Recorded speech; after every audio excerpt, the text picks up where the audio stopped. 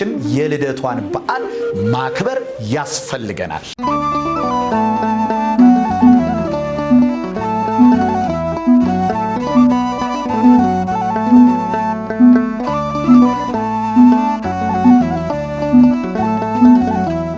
በስመ አብ ወወልድ ወመንፈስ ቅዱስ አሃዱ አምላክ አሜን። ውድ የቲቶ ሚዲያ ተከታታዮቻችን ኢትዮጵያውያንና ኤርትራውያን በመላው ዓለም የምትገኙ ኦርቶዶክሳውያን ሁላችሁም እንደምን አላችሁ? አሜን። አምላካችን እግዚአብሔር ስሙ የተመሰገነ ይሁን። እናታችን አማላጃችን ቅድስት ድንግል ማርያም ስሟ የከበረ የተመሰገነ ይሁንልን። ቅዱሳኑ ሁሉ እግዚአብሔር እንዳከበራቸው መጠን ስማቸው የከበረ የተመሰገነ ይሁን። ይህ የቲቶ ሚዲያ ነው። እንዲሁም ደግሞ ቲቶ ሚዲያን ሼር ላይ ኮፒ ሊንክ እያደረጋችሁ ሰብስክራይብ ያላደረጋችሁ ሰብስክራይብ እያደረጋችሁ የደወል ምልክቷን በመጫን ሁል ጊዜ የሚለቀቁትን ቪዲዮዎች ወደ እናንተ ተደራሽ እንድታደርጉ በአክብሮት እንጠይቃለን ማለት ነው። እንግዲህ እንደ እግዚአብሔር መልካም ፈቃድ ዛሬ ወደ እናንተ ይዘንላችሁ የመጣ ነው የእናታችን የቅድስት ድንግል ማርያም የልደቷን በዓል በተመለከተ እንግዲህ በጥቂቱ እንማማራለን።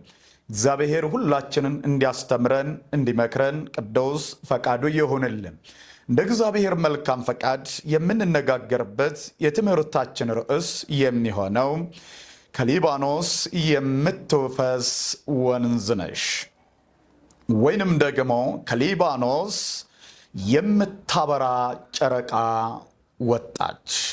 ታላቁ ንጉሥ ጠቢበኛው ሶሎሞን እንደተናገረው በዚህ በመኃልየ ዘመኃልይ በምዕራፍ 4 ቁጥር 15 ላይ እንዲሁም መኃልየ ዘመኃልይ በምዕራፍ 4 ቁጥር 8 ላይ እመቤታችን ቅድስት ድንግል ማርያም ባመሰገነበት መጽሐፍ ላይ ጠቢበኛው ቅዱስ ሶሎሞን እንዲህ ብሎ ጠርቷታል።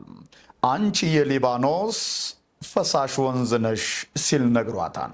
እንግዲህ ወንዝ እንደምናውቀው ከላይ እስከ ታች ድረስ እየወረደ ለብዙዎች የተጠሙትን የሚያረካ ምንም አይነት እንስሳም እንዲሁም የሰው ዘርም ሌሎችም ሳይቀሩ የሚረኩበት የማይደርቅ የዘላለም ወንዝ የሆነች እንዲሁም ፈሳሽ ሆና ለብዙዎች የሕይወት ውሃን የሰጠች እመቤታችን ቅድስት ድንግል ማርያም ነችና እነሆ መድኃኔ ዓለም ኢየሱስ ክርስቶስ ከጎኑ እነሆ የሚፈልቅ ውሃ አለ ተብሎ የተነገረለት። እንዲሁም ደግሞ በዮሐንስ ወንጌል ምዕራፍ 4 ቁጥር 4 ላይ እርሱ የማያስጠማ የዘላለም ውሃ ነው እንደተባለ፣ ስለዚህ እመቤታችን ቅድስት ድንግል ማርያምም ብዙዎች የተጠሙ የሚረኩባት ብዙዎች ደግሞ የሕይወት ውሃ የሆነውን ክርስቶስን የሰጠችን በመሆኗ ጠቢበኛው ቅዱስ ሶሎሞን ይህንን ብሏታል ማለት ነው። እንግዲህ ከሊባኖስ የተገኘች የምታበራ ጨረቃም ይላታል። ስለዚህ እመቤታችን ለ5500 ዘመን ያክል ያንን የጨለማውን ዘመን እመቤታችን ጨረቃ ሆና ልጇ ደግሞ ፀሐይ ሆኖ እነሆ ያንን የጨለማ ዘመን የለወጡ የቀየሩ መብርሃን ከልጇ ጋር ናትና፣ ስለዚህ እንደ ፀሐይ የምታበራ እንደ ጨረቃ የደመቀች እመቤታችን በሊባኖስ ተወለደች ይላል። እንኳን ለእናታችን ለቅድስት ልደታ ለማርያም ዓመታዊ ክብረ በዓል ለልደቷን በዓል በሰላም አደረሰን አደረሳችሁ። እንግዲህ የእመቤታችን እንዲሁም የዘር ሐረግ መነሻ እንዴት ነው ስንል መጽሐፍ ስለ እመቤታችን ሲናገር እንዲህ ይላል። ዓለማት ሳይፈጠሩ ሰማይና ምድር ሳይፈጠሩ በሥላሴ ሕሊና ተስላ የነበረች እመቤታችን ቅድስት ድንግል ማርያም ነበረች። እንግዲህ በሥላሴ ሕሊና ተስላ የነበረች ከሆነች እነሆ ሰማይና ምድር 22ቱ ስነ ፍጥረታት ሳይፈጠሩ በአምላክ ሕሊና በአምላክ ልቦና ተስላ የነበረች የዓለም ሁሉ ንግሥት የሰው ዘር ሁሉ እናት ወላዲተ አምላክ ቅድስት ድንግል ማርያም ነች ማለት ነው። እንግዲህ እመቤታችን ቅድስት ድንግል ማርያም እነሆ የሰው ልጆች ለመዳን ምክንያት የሆነች እናት ስትሆን አባቶቻችን በየዘመናቸው ሱባኤ ቆጥረዋል፣ እንዲሁም ትንቢት ተናግረዋል። ከአዳም ጀምሮ እንደሚነገርላት ለአዳም ተስፋው አንቺ ነሽ ተብሎ የተነገረላት እነሆ አዳምና ሔዋን ገነትን የምታክል ቦታ እግዚአብሔርን የሚያክል አባት እንኳን ቢያጡም ስደተኛም ቢሆኑም እግዚአብሔር በገባላቸው ቃል ኪዳን መሰረት 5500 ዘመን ሲፈጸም ከልጅ ልጅ ተወልጄ እነሆ ስጋን ለብሼ በምድር ላይ ተመላልሼ ስጋዬን ቆርሼ ደሜን አፍስሼ አድንሃለሁ ያለው ቃል የገባለት በማን ስም ነው ካልን በእመቤታችን የልጅ ልጅ የተባለችው ቅድስት ድንግል ማርያም ስለሆነች ሰው የመሆኑ ምክንያት እመብርሃን ስለሆነች ስለዚህ ከልጅ ልጅ ተወልጄ አድንሃለሁ አለ። ስለዚህ እመቤታችን የሰው ልጆች ሁሉ የመዳን ምክንያት ናት ማለት ነው። እንግዲህ እመቤታችንን ከአዳም ጀምሮ እነ አቤል እንዲሁም እነ ሴት እንዲሁም እነ ሄኖክም እነ መላልኤልም እንዲሁም ደግሞ እነ ኖህ እነ አብርሃም እነ ይስሐቅ እነ ያዕቆብ እንዲሁም እያለ አባቶቻችን ሱባኤ የቆጠሩ ትንቢት እየተናገሩ ይወርዳል ይወለዳል ተብሎ የተነገረለትን መድኃኔ ዓለምን የምትወልደዋ አማናዊቷ ጽዮን እመቤታችን ቅድስት ድንግል ማርያም ነበረችና ስለዚህ ዘሩ እየተተካ ዘር እያለፈ ዘር እየተተካ ሲመጣ እንግዲህ የእመቤታችንም የመወለጃዋ ሰዓትና ጊዜው ሲደርስ 7 ትውልድን ይቆጥራል። እንግዲህ እነ ቴክታ እነ ጳጥሪቃን እንዲሁም እነ ዴርዴን እንዲሁም እነ ሄርሜላ እነ ሐና ይልና እነዚህን 7 ትውልዶች ያልፍና ቅድስት ሐና ላይ 6ኛዋ ላይ ይደርሳል ማለት ነው። እንግዲህ ቅድስት ሐና እንደምንመለከተው ከሄርሜላ የተወለደች ስትሆን ሁሉም የዘር ሐረጋቸውን ስንመለከት መካን የሆኑ ለብዙ ዘመናት ቆይተው በስለት የሚወለዱ እንዲሁም ሀብታቸው ንብረታቸው እንዲሁም በግቢያቸው በቤታቸው በረከቱ እጅግ ብዙ ስለነበረ እንዲሁም ዘራቸውን ለመተካት በብዙ አይነት ስለት እናቶቿም በዚህ ህይወት ውስጥ አልፈው እመቤታችን ላይ ደርሰዋል ማለት ነው። ልጅ በማጣታቸው ይህን ሀብት ይህን ንብረት ይህን ወርቅ ይህን ብር ማን ወርሰዋል ብለው ሲጨነቁ እግዚአብሔር የተባረከ ሊሰጥቷቸዋል ማለት ነው። እግዚአብሔር ዛሬም ልጅ ላጡት መካን ለሆኑ እግዚአብሔር ማህፀናቸውን አለምልሞ የተባረከ ልጅ እንዲሰጣቸው ፈቃዱ ይሆንልን።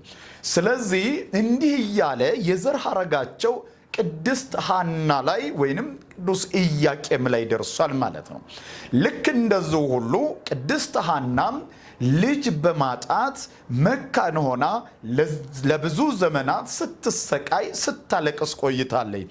ዛሬም ለምታለቅሱት፣ ዛሬም ልጅ በማጣት ለሚሰቃዩት፣ ዛሬም የብዙዎች ስድብ የሚወርድባችሁ አንገታችሁን ደፍታችሁ አቀርቅራችሁ እንድትኖሩ እነሆ የተፈረደባችሁ እግዚአብሔር እነሆ ማህፀናችሁን አለምልሞ የተባረከ ልጅ ይስጣችሁ።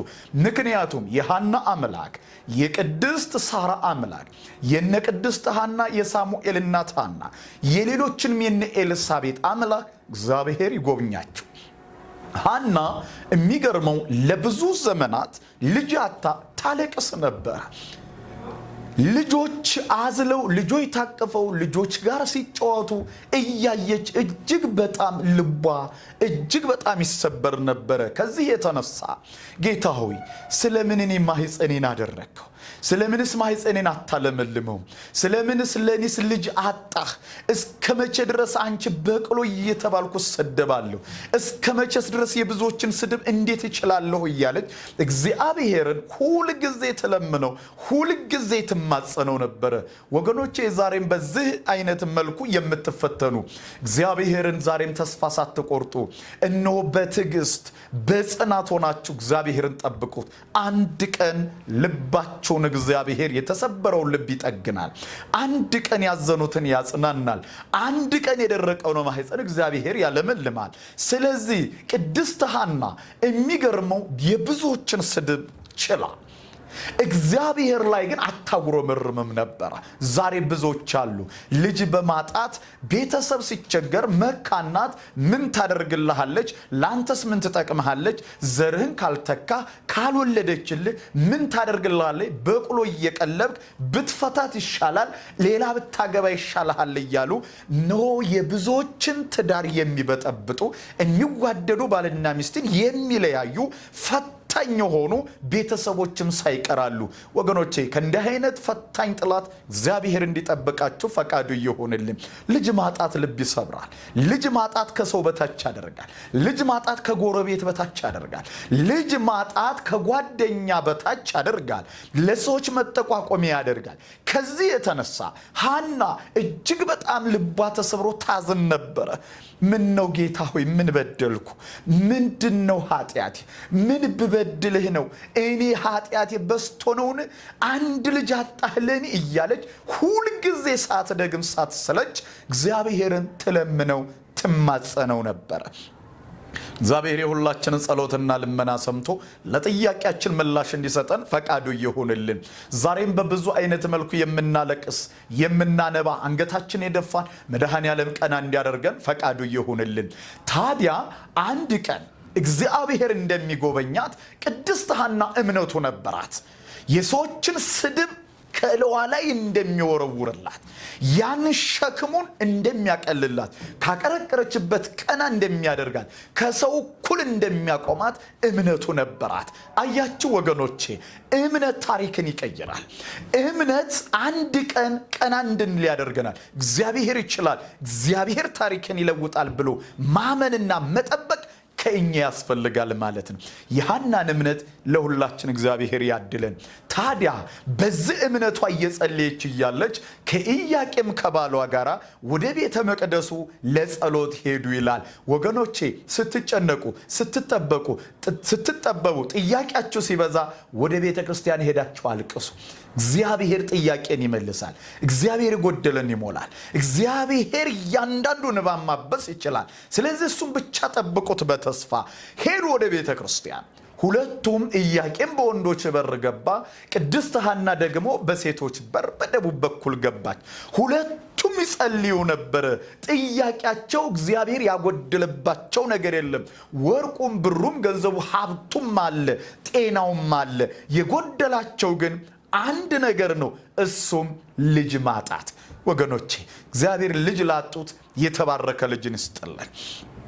ጥያቄያቸው ይሄ ነበር። ኢያቄም በአንድ ፊት ጌታ ሆይ እባክህ እኔን ጎብኘኝ፣ እባክህ ባለቤቴን ሐናን ጎብኛት፣ እስከ መቼ ድረስ ልቧ ተሰብሮ ይኖራል? እባክህ አንተ ትችላለህ እያለ እነሆነ ኤልሳቤጥን የጎበኘ የሳሙኤል እናትን ሐናን የጎበኘ እንዲሁም ደግሞ እግዚአብሔር እነ ሳራን እነ አብርሃምን የጎበኘ እግዚአብሔር እባክህ ተመልከተን እያሉ እያለቀሱ እግዚአብሔር ይጠይቁት ነበረ። ወገኖቼ ሐናም እያነባች በቤተ ክርስቲያን ግቢ ውስጥ ሆና ርግቦች ልጆችን ጫጭቶችን ታቅፋ ከልጆቿ ጋር እየተጫወተች ከነዚያ ከጫጭቶቹ ጋር አብራ ሰፍራ በዛፍ ላይ ከነሱ ጋር ስትደሰት አየች። እንዲህም ማለች ቅድስት ሐና፣ ጌታ ሆይ ለነዚህ እንስሶች እንኳን በሰማይ ለሚበሩ ለአዋፍ እንኳን ልጅ ያልከለከልካቸው እኔን ስለምን ትላልክ? እስከ መቼ ዝም ትለኛለህ? እባክህ የተባረከ ልጅ ስጠኝ፣ ወንድም ይሁን ሴትም ይሁን እኔ ወልጄ እነሆ አሳድጌ እኔን ያገልግለኝ አልልም። እንዲሁም ቋሚ ለጓሚ ሆኜ እኔን ያገልግል አልልም። ለአንተው ሴትም ይሁን ወንድ ልጅ ብሰጠኝ መልሼ ለአንተው ሰጣለሁ ብላ ቅድስት ሐና ብጽዓት ወይንም ስለትን ተሳለች ይላል። ወገኖቼ እግዚአብሔር ተስለን ስለታችን እንዲያደርስልን ፈቃዱ ይሁንልን። አንዳንድ ሰዎች በችግራችን ሰዓት በእግዚአብሔር ፊት በመቅደሱ እነሆ ጸሎት አድርገን ተስለን ስንሄድ ስለታችን ሲደርስ ደግሞ ስለታችን ማስገባት ከእኛ ይጠበቃል። ስለት ተስለን ደርሶልን ስለት አለማስገባት ደግሞ ራሱን የቻለ ኃጢአት በደልም ስለሆነ ቅድስት ሐና ስለተሳለች ጌታ ሆይ እንደነዚህ ርግብ እንኳን ለነሱ የሰጠህ አምላክ ለኔ እንዴት ልጅ ትከለክለኛለህ ብላ አዝና ስትጸልይ ይህንን ጸሎት ጸልያ በዛው አረፍ ብላ በዛው በቤተ ክርስቲያን እንደ እንቅልፍ ሽልብ አድርጓት በሰመመን ውስጥ እያለች ራእይ ተገለጸላት ይላል። እግዚአብሔር በጎውን ነገር ለሁላችን ይግለጥልን። ያን ጊዜ ጸሎቷን ጨርሳ አረፍ ባለች ሰዓት ላይ እግዚአብሔር እንዲህ የሚል ራእይ ገለጸላት። የሚገርማችሁ ከላይ ከሰማይ ነጭ ርግብ የሆነች ትመጣለች። እነሆ በጭንቅላቷ ትገባና በማህፀኗ ሄዳ ጉዝጉዝ ብላ ስትቀመጥ ታያለች። እንዲሁም ባሏ በወንዶች በር በኩል ኢያቄምም እንደዚሁ አረፍ ብሎ ሳለ እንዲህ አይነት ራእይ ደግሞ ለራሱ ያያል። የሚገርመው ያቺ ርግብ የሚገርመው ከብዙ ነገሮች ሁሉ ጥሳ በማህፀኗ ስትጎዘጎዝ ስታርፍ ታያለች። በኋላ ስትነቃ ባሏም ኢያቄምም ሁለቱም ወጥተው ሲገናኙ እንደው እንዲህ አይነት ህልም አየሁ እኮ ኧረ እኔም አይቻለሁ አሉ። ህልሙን የሚገርመው ተርጓሚዎች ጋር ሄዱ። ልክ እነ ቴክታ እነ ጴጥርቃ እንዳዩት ህልም ሁሉ እነሱም ሐናና ኢያቄም ርግብን በማህፀኗ ይዛ ስትጎዘጎዝ ያየቻት እንግዲህ መድኃኔዓለም ክርስቶስ ማህፀኗን ሲያለመልም እግዚአብሔር የተሻለ ልጅ ሲሰጥ እነሆ ሁሉም ለበጎ ነው ብለው እየተመካከሩ ወደ ቤታቸው ገብተዋል። መጨረሻ ላይ እነሆ አሮጊቷ ሐና ሴት ልጅ ጸንሳ ተገኝታለች። እግዚአብሔር አምላክ ዛሬም ልጅ ላጡት ማህፀናቸውን አለምልሞ የተባረከ ልጅ ይስጥልን። ስለዚህ ሐናም ጸነሰች። ስትጸንስ እጅግ በጣም ተደሰተች። እግዚአብሔር ጸሎትን ይሰማል። እግዚአብሔር እንባን ያብሳል። እግዚአብሔር የተጨነቁትን ያረጋጋል። እግዚአብሔር የጠየቁትን ምላሽ ይሰጣል፣ እንባን ያብሳል ብላ አምና የሚገርመው ሐና ከጸነሰች በኋላ ጊዜው የመውለጃዋም ሰዓት እየደረሰ ሲመጣ እንደ ጸነሰች ወደዛውኑ እመብርሃን ሁለት ተአምራትን አድርጋለች። ገና በእናቷ ማህፀን ስትቀረጽ ልብ በሉ ክርስቲያኖች። የመጀመሪያው ሐና እኮ ጸነሰች ሲባል በቤተሰቡ መካከል ላይ መወራት ተጀመረ። እንዴት ሆኖ አሮጊቷ ሐና ካረጀች በኋላ እንዴት ሊሆን ይችላል የሚሉም ነበሩ። ግማሾቹ ደግሞ አይ እግዚአብሔር ምን የሚሳነው ነገር አለ? ሐናን የሳሙኤልን እናት የጎበኘ እግዚአብሔር ቢጎበኛት፣ ሳራን የጎበኘ ይስሐቅን የሰጠ እግዚአብሔር ቢጎበኛት፣ ኤልሳቤጥን ዮሐንስን የሰጠ ለኤልሳቤጥ ኤልሳቤጥን የጎበኘ እግዚአብሔር ሐናን ቢጎበኛት እግዚአብሔር ይችላል አሉ። ግማሾቹ ደግሞ እንዴት አርጅታ ይሆናል ነው። ዛሬም ዓለም ሁልጊዜ ተስፋ የሚያስቆርጡን 45 ዓመት ሞልቶሻል፣ መውለድ አትችም፣ ስለዚህ ከዚህ በኋላ ተስፋ የለሽም ብለው ተስፋ ያስቆረጧቸው በእግዚአብሔር ቸርነት እሱ ይችላልና ስለዚህ ልጅ የታቀፉ ከ45 ዓመት በኋላ የ50 ዓመትም የ45 ዓመትም የ55 ዓመትም ልጅ የታቀፉ እግዚአብሔር ድንቅ ስራውን የገለጠላቸው ዛሬም አሉ። እግዚአብሔር ይችላል። ስለዚህ አንዷ አክስቷ ታዲያ የቅድስት ሐና አክስት በርሴባ ትባላለች። ይህች ሴት አንድ አይና ወይንም አንድ አይነ ስውር ነበረች። አንድ አይኗ አያይም። ይህንን ሐና እኮ ጸነሰች፣ እግዚአብሔር እኮ ጎበኛት ሲሉ ስትሰማ እኔን እህቴ ጎበኘች፣ ሐና ጸነሰች በእውነት ብላ ሄጀ መጠየቅ አለብኝ ብላ እየዳበሰች ሄዳ ሐና በእውኑ እግዚአብሔር ጎበኘሽ? በእውኑ ማህፀንሽን እግዚአብሔር አለመለመ? እውነት ጸንሰሻል የሚባለው ነገር እውነት ነውን? ብላ ያን ጊዜ ማየትም ስለሚከብዳት ጠጋ ብላ የቅድስት ሐናን እነሆ ሆዷን ስትዳስስ ዳሳም አይኗን ስትነካው ያጠፍቶ የነበረው አይኗ ቦግ ብሎ በርቶላታል። ክብር ለእመቤታችን ይሁንልን። እንግዲህ እመቤታችን የጀመረችው የማዳን ስራዋን ድንቅ ስራ መግለጧን ገና በእናቷ ማህፀን ገና ስትቀረጽ በእናቷ ማህፀን ሳለች እውር አበራች ማለት ነው። በዚህ ሰዓት ላይ ብዙዎች ተገረሙ። እረ ግሩም ድንቅ ነው በሉ። የሐና ጽንስ ገና ከመጸነሱ ሴት ይሁን ወንድ አያውቁምና እነሆ የበርሴባን አይን እኮ አበራ የሚል ድንቅ የሆነ ታምራት ተሰማ። ወገኖቼ እግዚአብሔር በእናንተም ላይ ታምሩን እንዲገልጥባችሁ ፈቃዱ ይሁንልን። ያን ጊዜ ያቺ በርሴባ አይኗ ሲበራላት እውነት ሐና የጸነሰችው ልጅ ወይ ነቢይ ነው፣ ደግሞም ተአምራትን የሚሰራ ልጅን ትወልዳለች ብላ ለብዙዎች ማውራት መመስከር ጀመረች። ይህም ብቻ አይደለም እመቤታችን ያደረገችው ተአምር። ሁለተኛው ደግሞ እነሆ የቅድስት ሐና የአጎቷ ልጅ ሳምናስ ይባላል።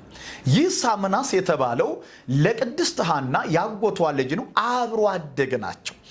አብረው ያደጉ ከሕፃንነታቸው ጀምሮ አብረው የኖሩ ናቸው። ይህ ሳምናስ የሚባለው ሰው ታመመና ድንገት ሞተ። በሚሞትበት ሰዓት ላይ ከቅድስት ሐና ጋር እጅግ የተለየ ቤተሰብ ቁርኝነት ስለነበራቸው ሐና በአጎቷ ልጅ በሳምናስ መሞት እጅግ በጣም አዝና እጅግ ታዝን ታለቅስ ነበረ።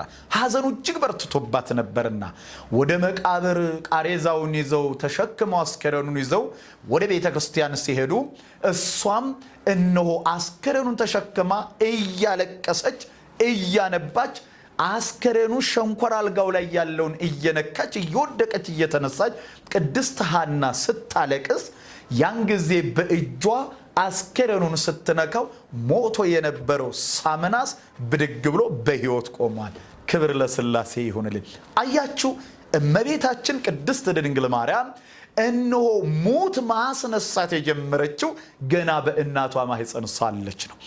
እውር ማብራት የጀመረችው ገና በእናቷ ማህፀን ሳለች ነው። የሚገርማችሁ ያ የቅድስት ሐና ያጎቷ ልጅ ሳምናስ የተባለው ሰው ብድግ ብሎ ከሞተበት ሊቀበር ሲል ተነስቶ የአምላክ ሰማይና ምድር ለፈጠረ አምላክ ለእግዚአብሔር አያቱ የሆንሽ ቅድስት ሐና ሆይ ሰላም ለአንቺ ይሁን ብሎ ሞቶ የተነሳው ሰው ለቅድስት ሐና እንወድቆ ሰግዶላታል ማለት ነው። እግዚአብሔር የቅዱሳኑን በረከት ለኛም ለሁላችንም ያድለን። የሚገርማችሁ ያ የሞቶ የተነሳ የአምላክ አያት እንደምትሆን የወለደ የጸነሰችው ጽንስ ደግሞ የአምላክ እናት እንደሆነች አረጋግጦ ሳምናስ ሞቶ የተነሳው ሰው ስለ እመቤታችን ስለ አምላካችን መወለድ ብሎም ስለ ቅድስት ሐና ለአምላክ አያት መሆኗን በስጋ አረጋግጧል ማለት ነው። እግዚአብሔር ዛሬም የሞቱትን ነፍሳቸውን ይማርልን፣ ያዘኑትን እግዚአብሔር ያጽናናልን። እመቤታችን ቅድስት ድንግል ማርያም እነዚህን ሁለት ነገሮች ተአምራቶችን አድርጋለች። ይህም ብቻ አይደለም፣ እጅግ ብዙ ነው። ስለዚህ ታዲያ ቅድስት ሐና የእመቤታችን እነሆ እመቤታችን ጽንስ ሆና ሳለች እያደገች እየመጣች 9 ወር እየሞላት ሲመጣ እነሆ አይሁድ ማውራት ጀመሩ። ምን አይነት ወሬ? አረ የቅድስት ሐና እኮ ጽንስ እውር አበራ እንዲሁም ሙት አስነሳ ሲባል ሌላው አብዛኛው ስጋት ጀመረ። ምን የሚል እንዴ? የቅድስት ሐና ጽንስ ገና ታውኑ እውር ካበራ ሙት ካስነሳ ይሄ ነገር ሲወለድማ ስትወለድ ምን ልታደርግ ነው? ይሄ ነገር ከባድ ነው። ብዙውን ጊዜ ዘሮቻቸው እነ ዳዊት አስቀድመው እግዚአብሔር እነሆ ስልጣንን ሰጥቷቸው እስራኤልን 40 ዓመት ገዙ። እንደገና ሶሎሞን ተተካ። ሶሎሞን 40 ዓመት ገዛ። እንደገና ዞሮባቤል ተነሳ። እንደዚሁ እየገዙ ይሄን አክል ዓመት ቆዩ።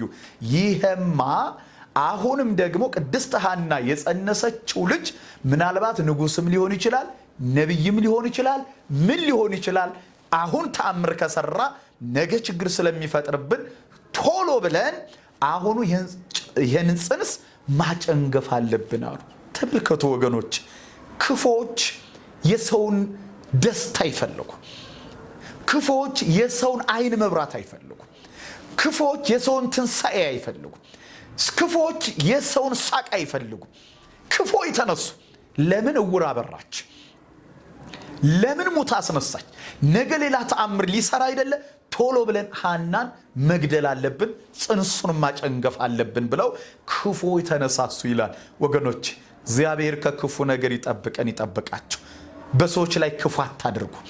እውነትን የምላቸው እግዚአብሔር በክፉ ላይ ክፉ ስናደርግ ምን ያክል በእኛ ላይ ደግሞ እንግዲህ እንደሚገጥምን ምን እንደሆነ አናውቀው።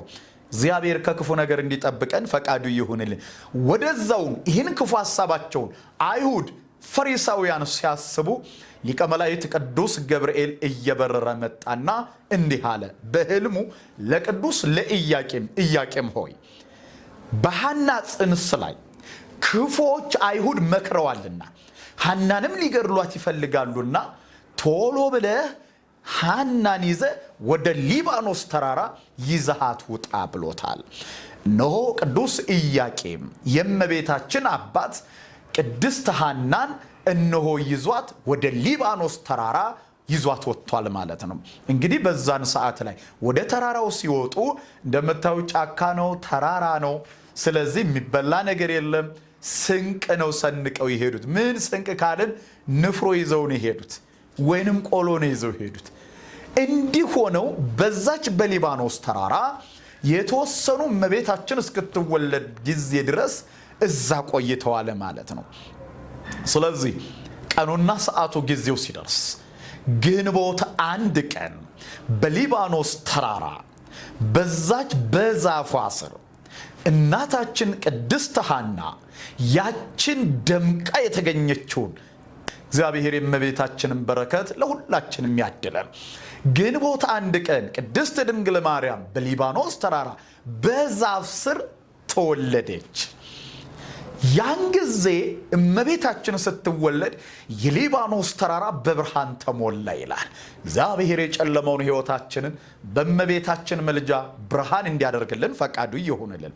ስለዚህ የሊባኖስ ተራራ በብርሃን ተሞላች። ለምን ካልን የአምላክ እናት እመብርሃን እንደ ጨረቃ እያበራች በቤተልሔም በዛች በሊባኖስ ተራራ ተወልዳለችና እመቤታችን ቅድስት ድንግል ማርያም ስትወለድ ተራራው በብርሃን ሲሞላ በዙሪያው ያለው ከተማውም ገጠሩም በብርሃን ተሞላ።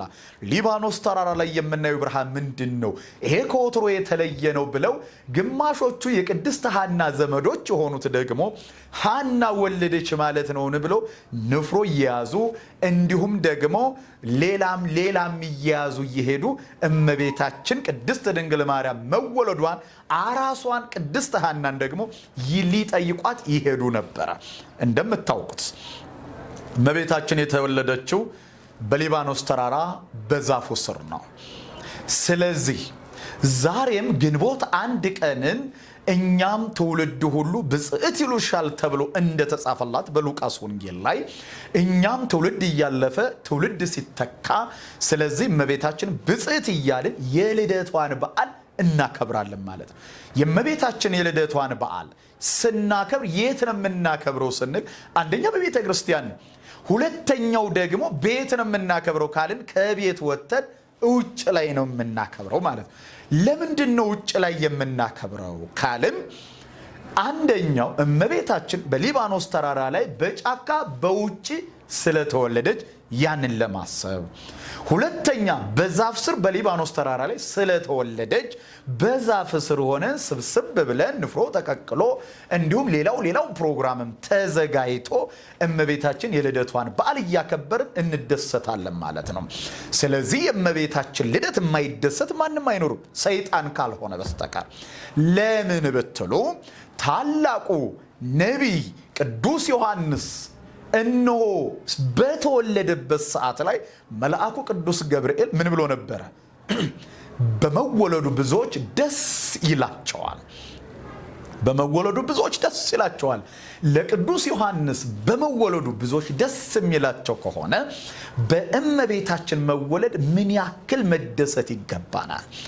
ሰው የራሱ የሥጋ ልደቱን ሲያከብር ደስ የሚሰኝ ከሆነ የአምላክ እናት እመቤታችን በዕለተ ልደቷ ቀን የማይደሰት ምን አይነት ክርስቲያን ሊኖር ይችላል? ስለዚህ ወገኖቼ እመቤታችን በልደቷ እኛን እንድትባርከን ፈቃዷ ይሁንልን። ስለዚህ እመቤታችን በመወለዷ ብዙዎች ደስ ብሏቸዋል። ምክንያቱም የ5500 ዘመን የጨለማው ዘመን ሊያበቃ ዋዜማው ላይ ነንና። እመቤታችን የሐዲስ ኪዳን መጨረሻ የሐዲስ ኪዳን መጀመሪያ እነሆ ክርስቶስን ወልዳ ልትሰጠን እኛም ልንድን ጥቂት ጊዜ ቀርቶናልና። ስለዚህ የዓለም ብርሃን ናት እመቤታችን። ምክንያቱም የሰማይና የምድር ፈጣሪ እግዚአብሔርን የዓለም ብርሃን ክርስቶስን ወልዳለችና እሷ ክርስቶስን ወልዳ ጨረቃ ተብላለች። መድኃኔ ዓለም ክርስቶስን ወልዳ ደግሞ የወለደችው ልጇ ፀሐይ ተብሏል። ስለዚህ እንደ ጨረቃ የደመቀችው እመቤታችን እንዲሁም እንደ ፀሐይ ያበራ በስተምስራቅ የመጣውን መድኃኔ ዓለምን የወለደችልን እመቤታችን እሷ ስለሆነች በልደቷ ደስ ይለናል ማለት ነው። ስለዚህ አባቶቻችን ሊቃውንት ስለ እመቤታችን መወለድ ብዙ ነገር ተናግረውላታል። የእመቤታችን ልደቷን ስናከብር ምንድነው የምንማረው ካልን አንደኛ የ5500 ዘመን የጨለማው ዘመን ማብቂያ የመዳናችን ምክንያት አምላክ ሰው የመሆኑ ምስጢር የተገለጠባት እኛ የሰው ልጆች የዳንባት የመዳናችን ሁሉ ምክንያት እመቤታችን በመሆኗ ስለ እርሷ ልደት ደስ ብሎን እናከብራታለን ማለት ነው። ሁለተኛው እመቤታችን ቅድስት ድንግል ማርያም እነሆ በመወለዷ እጅግ ሁላችንም ደስ ሊለን ይገባል ማለት ነው። ሊቃውንተ ቤተ ክርስቲያን አባቶቻችን ስለ እመቤታችን ምን ብለዋል ካልን የመጀመሪያው ታላቁ ነቢይ ኢሳይያስ እንዲህ ይልላታል። በትንቢተ ኢሳይያስ በምዕራፍ 1 ቁጥር 18 19ንም ጨምሮ ስንመለከት እግዚአብሔር ዘርን በያስቀርልን ኖሮ እንደ ሰዶም በጠፋን ገሞራንም በመሰልን ነበር አለ። ንጹህ ዘር የመዳናችን ምክንያት እግዚአብሔር ንጹህ ዘር ያስቀረልን እመቤታችንን በመሆኗ በእመቤታችን ልደት ሁላችንም ደስ ልንሰኝ ያስፈልጋል ማለት ነው። ታላቁ አባት ቅዱስ ያሬድ ደግሞ እመቤታችንን እጅግ በጣም በብዙ አይነት መልኩ ይገልጣታል። እንዲህም ይላታል፣ ማርያምስ ከጥንት ጀምሮ በአዳም ባህሪ ውስጥ እንደ ነጭ ዕንቁ ታበራ ነበር ይላታል። ይቺ ዕንቁ ናት ወደዚች ዓለም የተቀላቀለችው። ይቺ ዕንቁ የምታበራ እንደ ፀሐይ የምታበራ እንደ ጨረቃ የደመቀችው እመቤታችን ቅዱስ ያሬድ ሲናገር እንደ ነጭ ዕንቁ የምታበራ እመቤታችን ወደዚህ ዓለም መወለዷን የመወለዷን ነገር ሲናገር እንዲህ ብሎላታል። ታላቁ ሊቅ ቅዱስ አባ ሕርያቆስ ደግሞ ስለ እመቤታችን ሲናገር በቅዳሴው ላይ እንዲህ ይላታል፣ ድንግል ሆይ በኃጢአትና በፍትወት የተጸነሽ አይደልሽም፣ በሕግ ከሆነ ሩካቤ ከሐናና ከኢያቄም እነሆ በሕግ ተወለድሽ እንጂ ብሎ እመቤታችንን አባ ሕርያቆስ ደግሞ በቅዳሴው ላይ ያመሰግናታል ማለት ነው።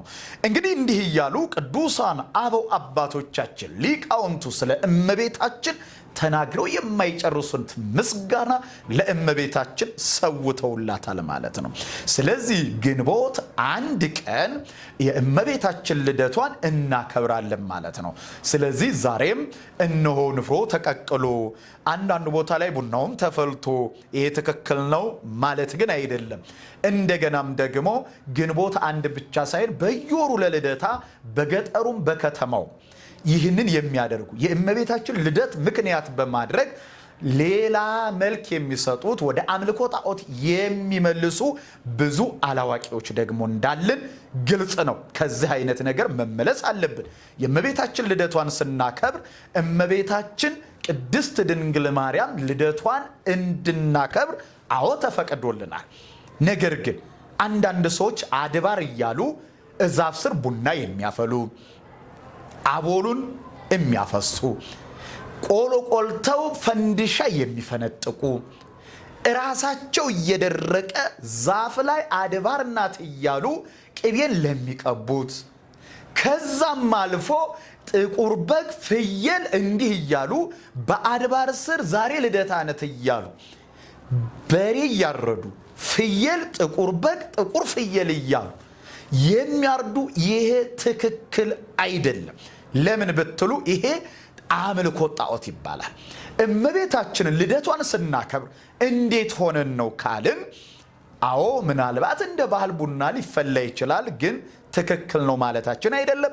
እመቤታችንን ግን እያከበር እንደሆነ ልናውቅ ይገባል። ንፍሮ ተቀቅሎ እመቤታችንን ማክበር ይገባል። እንዲሁም ደግሞ ዛሬ ከፍ ብሎ እነሆ በጉ ስለቱ ምኑ አረቄው ምኑ ይሄ ነገሮችንም ጥንቃቄ በተሞላበት መሆን አለበት። አንዳንድ ጊዜ ቢራው መጥቶ አረቄው መጥቶ ምኑ ተፈልቶ ይሄኛው ምን ተዘጋጅቶ አብዛኛው በዓሉ መንፈሳዊ መሆኑ ረስተን በልተን ጠጥተን ጠግበን ሰክረን እስከ መጣላት እስከ መደባደብ የሚደርሱ ሰዎች እንዲህ አይነት ነገር ስህተት ነው።